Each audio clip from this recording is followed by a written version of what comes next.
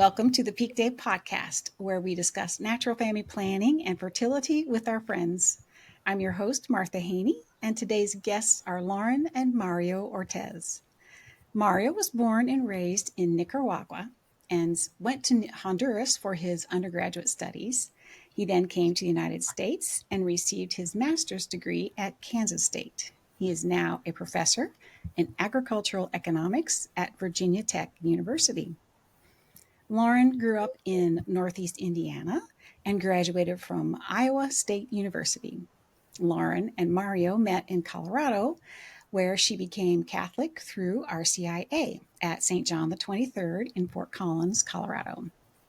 After working as a grain merchandiser, Lauren is now a stay-at-home mom of their two boys, Lorenzo and John Paul. Thank you, Lauren and Mario, for being on the PeakDay podcast today. Thank you for having us. Our pleasure. So give us a little backstory on how you two met. Do you want to go? You can go first.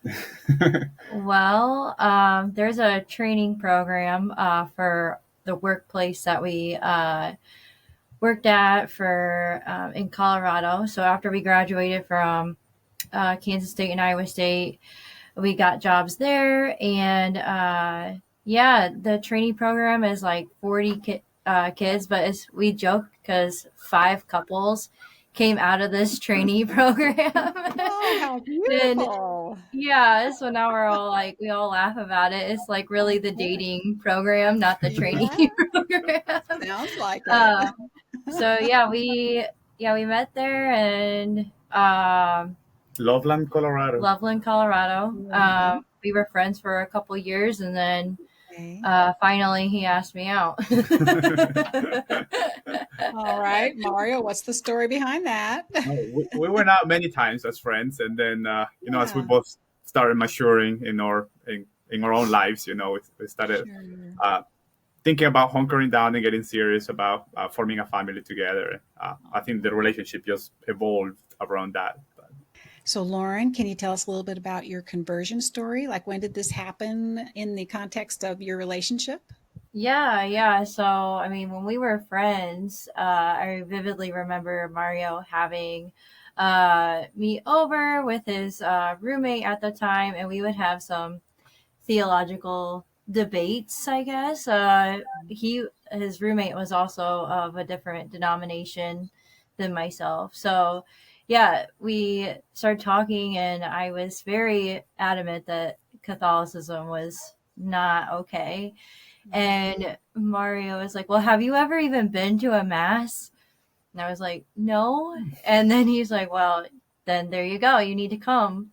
So I started going when we were friends, and I really enjoyed it. I was like sitting there, though, like, okay, what is the priest going to say that I don't agree with? Like, just looking for that thing, and there was nothing. And I just ended up finding myself going to RCIA just to learn. I didn't want to become Catholic. I just wanted to learn.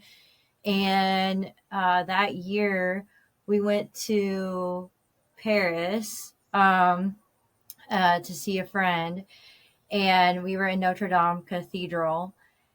And I was like, Mario had taken a nap, and when he woke up from his nap, I was reading Rome Sweet Home from Kimberly Hahn and Scott Hahn.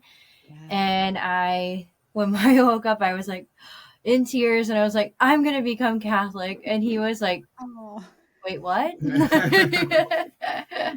So Notre Dame was like going through the whole cathedral. I was just like, man, like there's just something I'm drawn to with this. And after going through the RCA program at St. John 23rd at Fort Collins, I decided to go ahead and become Catholic. That was Easter 2019. So it was funny because we had gotten into the cathedral, and this was, of course, before the fire, and there was some priest celebrating a mass in French, and I sat in the pews to listen to the mass, and then Lauren decided to go explore instead inside the cathedral.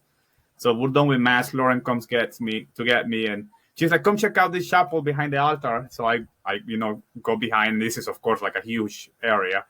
And I'm looking at the chapel, I go in, and Lauren is like, have some respect. This is the Blessed Sacrament Chapel. And I didn't realize that it was the Blessed Sacrament Chapel, you know? I was like, what are you doing? Like, you went to go take pictures. And I'm like, no.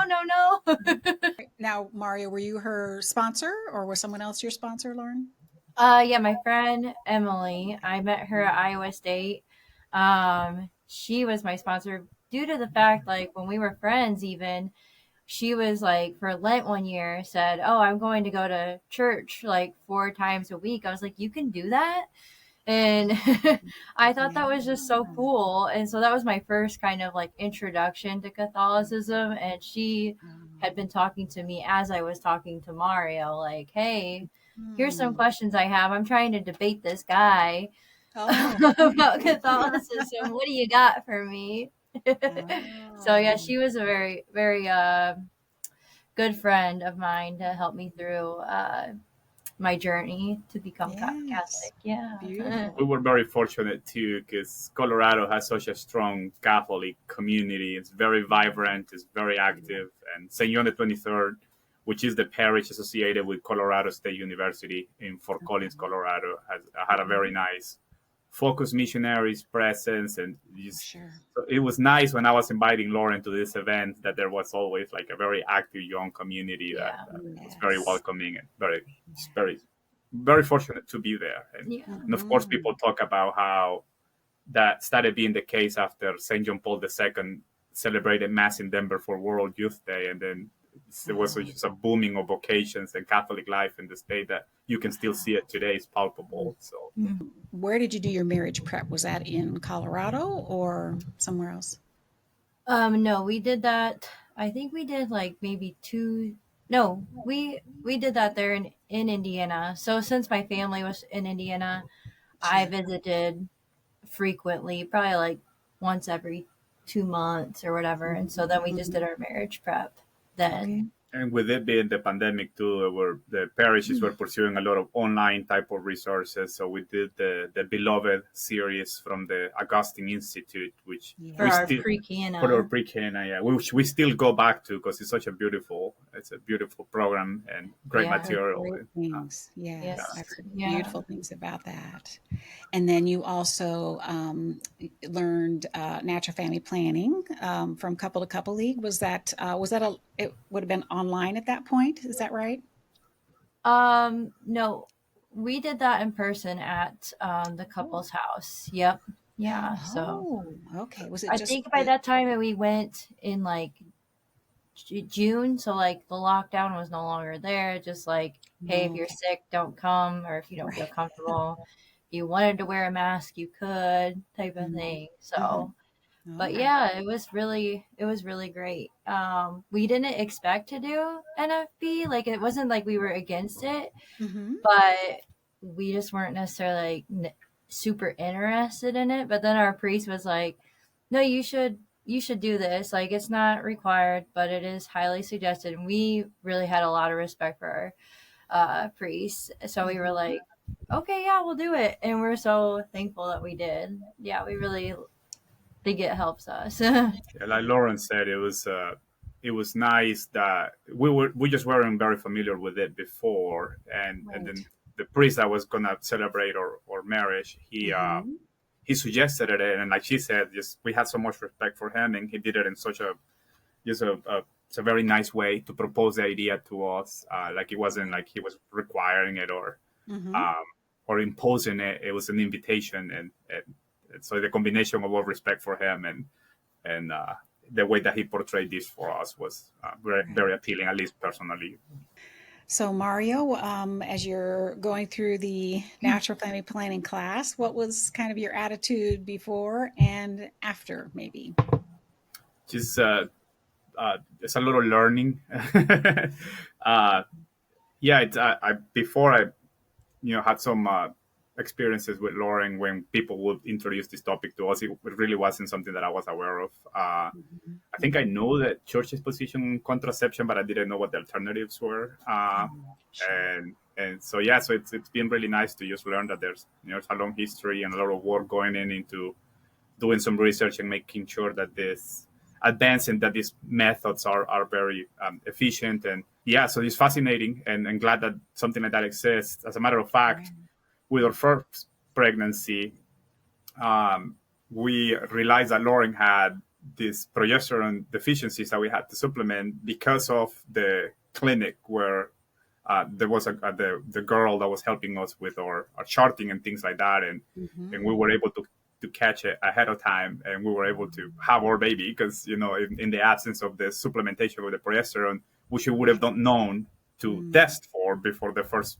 trimester, whatever the first appointment that we have with the normal OBGYN. So I always tell people that we have our first kid because we did NFP to start with.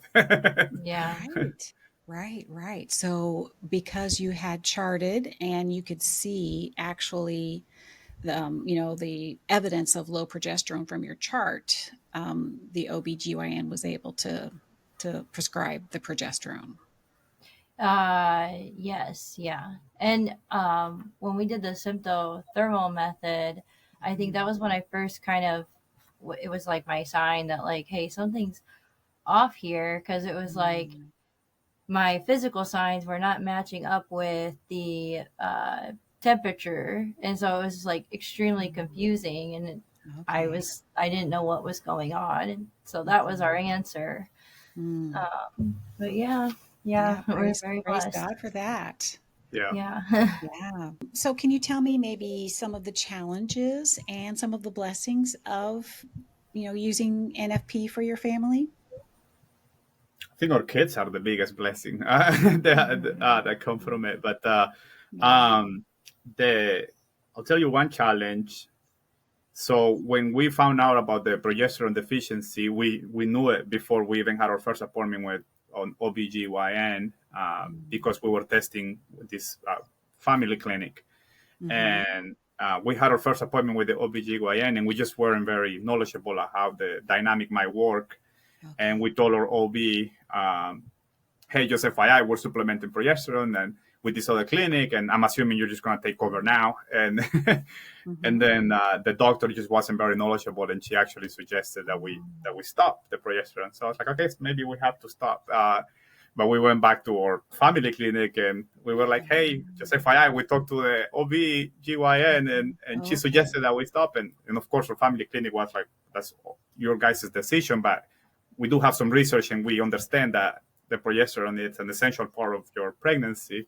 So we decided not to stop. But anyways, there was a lot of confusion going on with how the doctor in the normal hospital will treat this thing that we were doing with the family clinic. So I would say that's probably been the biggest challenge in my perception. Yeah. I think like communicating too, and like trying to figure out like, when we're supposed to maybe have a date night, is like people like think that, oh, you're planning out your intimacy, and it's like, well, yes and no. Like it's, we're being prudent, and one of the cardinal virtues being temperance. Like this is something that we need to strive for, to be better Christians, to become holier, but that's really hard saying it, and we're not perfect at it either. But it is a challenge that, and it not a lot of people understand it, and so trying to explain to other people too can be extremely difficult. Like because they're like, well, why don't you just use birth control? And yeah, I mean, I don't know, it especially for me, I guess, because like I have other family members I try to, and close girlfriends, that you try to like explain this to, and yeah, they're just like, oh, okay, you do you. And I'm like, okay, well, I'm gonna keep pushing this. So would you say that using natural family planning has impacted other areas of your relationship and your marriage besides just charting and being aware of fertility? So the open communication has been very, very important part of our relationship, and just having those conversations often. When we first got married, we thought we wanted to wait for a few years to have kids, travel around and whatnot. And Mm-hmm. And then, we were already married, and we quickly realized that it would just be so nice to have a little one in the house. So we, started Oh, working towards that, and sure. we continue to have those conversations. And do we wait a Mm-hmm. little bit longer? Is it the right time? Are we in a good position as a family? So, I mean, I think it's such a central theme of marriage, Mm. the decision to have kids, and when to have them, and Mm-hmm. so on. And so this provides NFP provides a nice framework that it's consistent with church teachings and consistent with the flourishing of the couple and what God wants for Mm-hmm. us. So I mean, I can't think of anything more central to a marriage than those conversations, Wow. and NFP is great for it. So Yeah, I Mm-hmm. think it's hard because like some couples like that I talk to, they're just like, oh well, he doesn't want it anymore, but I do, or whatever. And I think that like there's nothing wrong with that. But for us, like I think it's nice that we have those conversations so frequently Mm. that Sure. we're able to really get on the same page. Well, what does Mm. that look like for Mm-hmm. us if we do have a third kid in the next month or so? Like, what do we need, like maybe financially, or what do we need to think about when we Mm-hmm. make other decisions in our lives? Mario just recently took this position at Virginia Tech. So Mm-hmm. when we lived in Indianapolis before, we had to really think about like, okay, if we have a third kid when we get there, what does the paternity leave look like? What are these other things like? Mm-hmm. So, anyways, those conversations are more frequent with us, and I think that really Sure. helps us to hone in on like how the other one's feeling. Like, is Mario feeling good about having a third one, or is he Mm. like he really does need a break, or even myself like need a?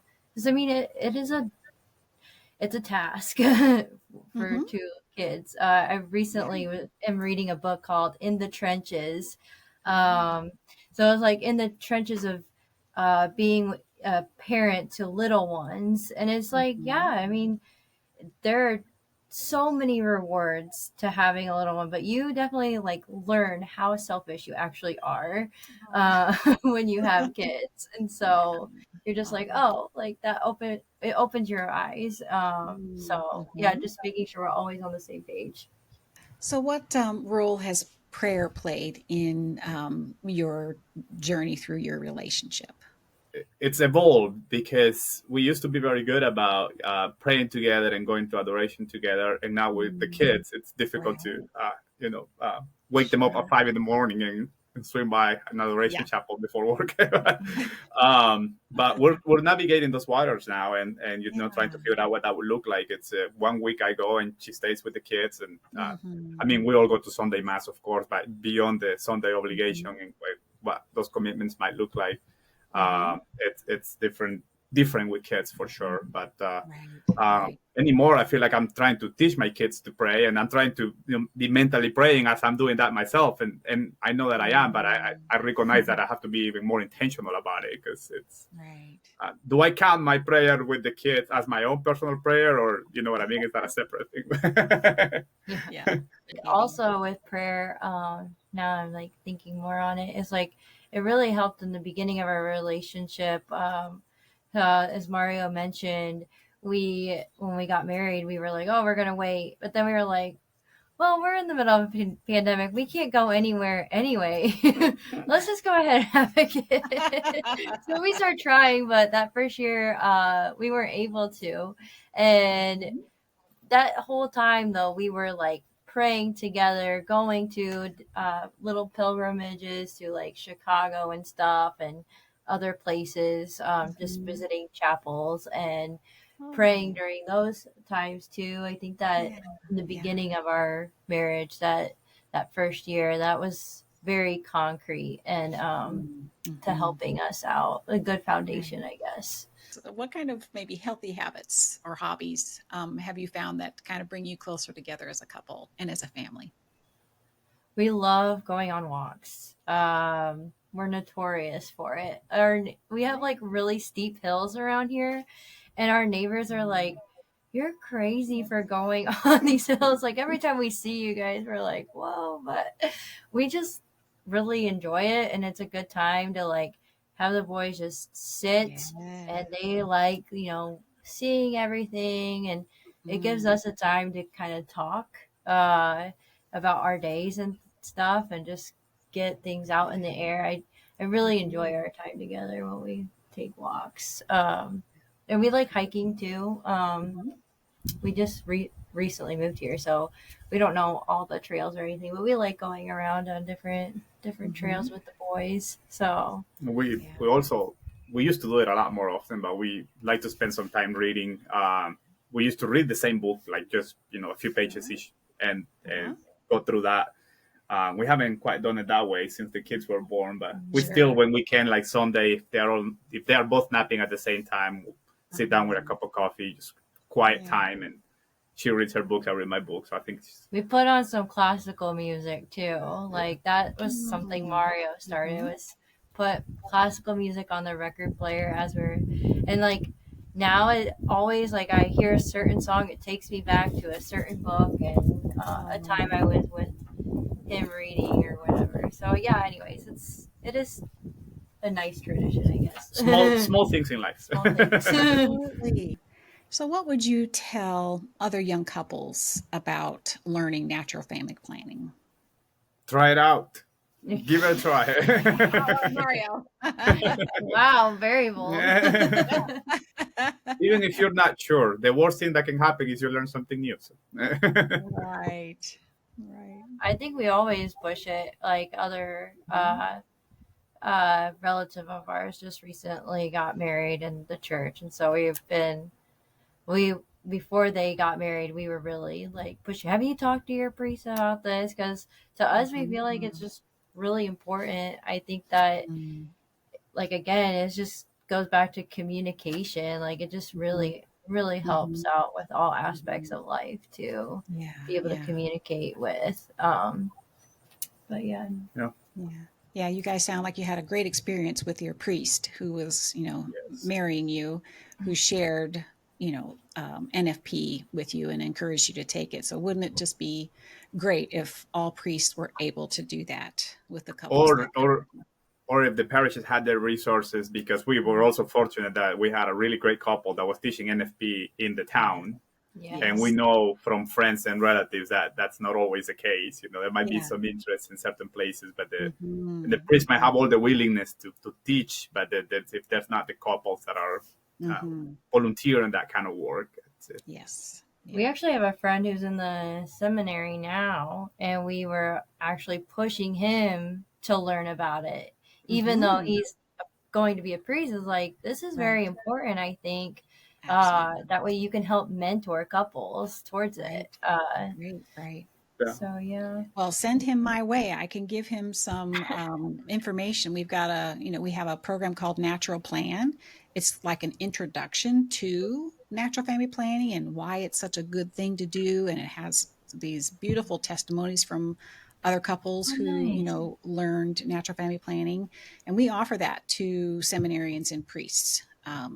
For no charge. So, if he seems interested, send him to, couple league and we'll help him out happily. Definitely we'll do. We'll be sure, to do that. Yeah.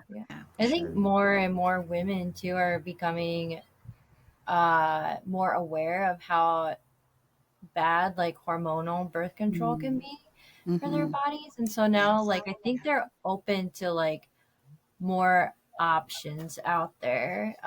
So I think that also, like I always push it even to them, like, okay, like just look at this method. I mean, it's you can actually listen to your body because your body's trying to say something to you. I think that's actually like more of a big thing nowadays. Yeah, it's totally natural, very green, right? Yeah, very green. It's not only for Catholics. Every woman should know about her body and her fertility, and all couples, should be aware of, how they can naturally plan their families. Yeah, it's a beautiful hidden secret. So Lauren and Mario, thank you so much for being on the PeakDay podcast. Thank you for having us. Yes. Yeah, it has been a pleasure. Thank you so much. Pleasure is Beautiful. ours. Thank you.